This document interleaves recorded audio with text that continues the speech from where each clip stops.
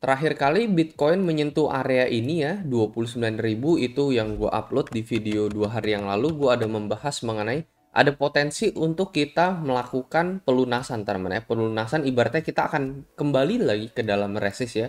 Yang memang terbukti kita hampir menyentuh kembali ke level 30.000 gitu ya. Balik lagi melakukan pelunasan di sini. Karena ya memang dam yang kemarin kita alamin itu ya pure dilakukan oleh Wheeler ya, hanya untuk menjemput likuiditas saja di level 27.200. Setelah itu dibalikin naik lagi gitu ya. Itu adalah level yang kita bahas ya, yaitu di level 29.000 ini persis di sini. Tanggal 24 Maret kita kena reject, di tanggal 30 Maret kita juga kena reject, and then kita breakout persis teman-teman ya di atas level tersebut. Banyak orang yang ngelong di sini. Terus nggak tahu ya mereka kemakan di sini ya, dijemput likuiditasnya di sini, yang ngelong langsung kena liquidate, and then langsung dibalikin naik lagi ke atas. Jadi memang ini pure sebenarnya permainan yang dilakukan oleh Wheeler ya, dan saat ini Bitcoin udah sitting kembali di area level 29.3, pastinya kena koreksi teman-teman setelah nyentuh resist bagian atas. Di video kali ini gue bakalan bahas salah satu level yang paling penting ya, tetapi sering sekali diabaikan oleh banyak orang ya. Sebenarnya bukan level 25.000 atau level 30.000 yang selama ini banyak dibicarakan oleh banyak orang. Ngomongin untuk plan midterm sebenarnya masih sama ya. Di grup VIP gue juga udah ada mention ya dari sekitar beberapa hari yang lalu. Ini kalian lihat persis ya di level 28-29.000 ketika itu.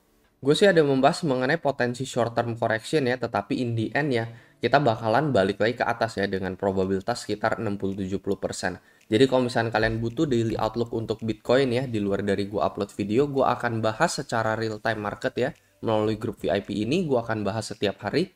Kalau misalnya kalian pengen daftar, ini gratis ya, kalian tinggal daftar BingX dan tinggal DM admin aja untuk kirim screenshot bukti pengundang beserta UID kalian.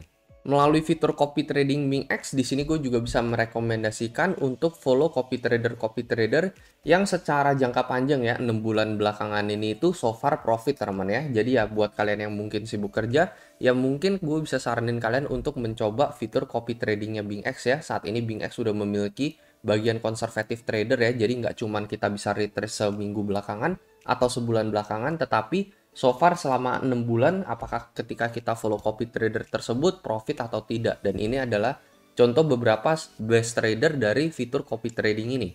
Jadi kalau misalnya kalian pengen follow trader-trader berikut ya, sekali lagi disclaimer juga, kalian bisa unfollow copy trader tersebut kapanpun kalian mau. Kalau misalnya kalian merasa nggak cocok dengan profil resiko mereka, kalian bisa langsung daftar sekali lagi melalui link di deskripsi. Untuk saat ini dari daily candle sendiri pada Bitcoin ya, jelas kita mengalami koreksi ya, candle merah udah memasuki weekend, jadi kemungkinan besar ya kita kayaknya bakalan closing monthly di sekitaran level 29.000 awal atau di 28 akhir gitu ya.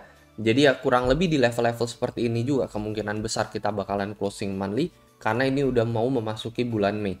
Nah yang paling penting adalah untuk time frame daily, bahwasanya kita ngehold line ini teman ya, line yang sering kita bicarakan yaitu moving average daily teman ya. Ini garis oranye yang kalian lihat ya. Terakhir kali di sini kita bisa ngehold teman, di sini juga kita ngehold and then dibawa breakout menuju ke level 30.000 sekian. Nah, itu yang paling penting ya. So far sih dari candle daily closing kemarin kita nggak closing di bawah teman, tetapi kita masih ngehold di garis oranye tersebut ya. Kita masih closing di atas dan saat ini kita masih ada di atas garis oranye ini, di mana menurut gue masih ada potensi bullish teman-teman untuk Bitcoin ya, mengalami pump lanjutan ya, sekitar 60-70% probabilitas selama kita bisa sitting di atas garis oranye ini teman-teman ya, selama kita berada di atas garis oranye ini untuk moving average daily-nya pada Bitcoin. Garis tersebut benar-benar penting banget teman-teman ya. Terakhir kali di sini kita fail, salah satu contoh aja, and then kita balik ke level 20.000 di sini. Di sini juga kita fail teman-teman, kita closing di bawah, terus kita balik ke level 21.000 sekian. Di sini kita sukses, and then kita dibawa breakout ya. Jadi memang selama 2-3 bulan ini itu benar-benar ini garis oranye ini adalah garis yang paling penting untuk Bitcoin. Nah, cuman yang nggak kalah penting juga, mungkin kalian sering dengar Bitcoin potensi ke level 25.000 teman-teman. Gue juga ada membahas memang ada bisa aja terjadi potensi Bitcoin ke level 25.000 karena ini memang adalah area retesting yang benar-benar penting banget untuk Bitcoin ya, dimana ini kita multiple times reject teman-teman dari line level 25.000 ini ya, terbukti aja dari 2 bulan lalu kita juga baru aja kena reject gitu. Tetapi ini adalah multiple times kita touching juga di tahun lalu teman-teman ya. Dimana ini benar-benar bermain menjadi level yang paling penting juga untuk Bitcoin. Dan mungkin kalian sering banyak dengar orang membicarakan entah level 25.000 atau level 30.000 ya. Jadi 30.000 ini juga adalah psikologis area teman-teman ya. Dimana ini juga adalah area supply yang begitu banyak ya. Balik lagi ini di tahun lalu di bulan Mei. Nah, cuman banyak yang sering diabaikan orang teman ya, kalau misalkan kita bermain di time frame monthly-nya Bitcoin. Nah, di sini kalian bisa lihat teman ya. Kalian bisa perhatikan di satu garis oranye ini teman ya. Ini adalah garis oranye dari time frame monthly. Ini adalah moving average teman ya, harga rata-rata untuk Bitcoin dalam time frame monthly. Jadi kalau misalkan yang tadi itu daily, yang sekarang ini monthly. Secara historis teman ini menjadi level yang benar-benar penting banget untuk Bitcoin. Jadi misalnya aja di tahun 2015 ya untuk Bitcoin ya di bulan Desember kalian perhatikan momen dimana kita berada di atas garis oranye ini, kalian perhatikan di sini ya. Kita berhasil break di atasnya, contohnya di bulan November ini kita break di atas, confirm break di atas time frame monthly. Ini kita hanya melakukan retesting and then a follow up breakout teman-teman ya. Kita kembali ke candle hijau di sini. Kalian perhatikan ini memulai bull run Bitcoin, teman-teman. Balik lagi di Desember 2015 ya, hingga Bitcoin menuju ke level ratusan juta ya, 300 juta pada saat itu. Dan momen dimana kita break dari moving average dari time frame monthly ini, kalian perhatikan ya, ini persis di bulan Oktober tahun 2018, kita langsung didamparah ke level 40-50 jutaan untuk Bitcoin. Terus di sini di bulan Mei, momen kita break di atas juga, kita langsung ngehit Bollinger Band time frame monthly ya di sini ya. And then dimana kita break di bawah, kalian perhatikan Bitcoin langsung ke level, balik lagi ke level 60 juta sekian. Jadi memang setelah breakout, bahkan ini aja kita mengalami support teman ya, di daerah garis yang berwarna oranye ini. Terlihat terbukti kita mantul dulu gitu ya, ke level 10.000 sebelum akhirnya kita diterjunkan kembali. Bahkan di tahun 2022 bulan Januari kalian perhatikan kita sentuh lagi garis oranye ini dan kita melakukan rebound dulu.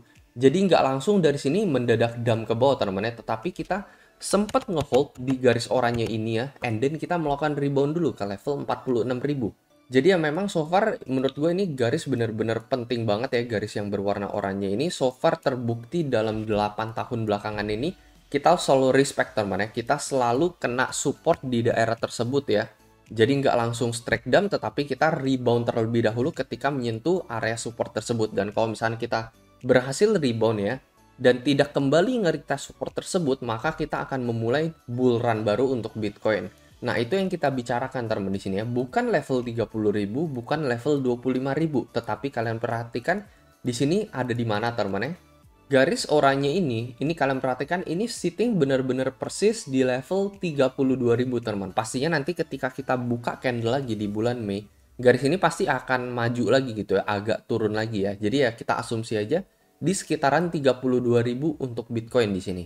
Jadi kita bisa tahu bahwa resist yang benar-benar penting itu sebenarnya bukan di 30.000 ya, tetapi ini ada di sekitaran 32.000-an untuk Bitcoin teman ya. Kita bisa lihat dari time frame monthly-nya.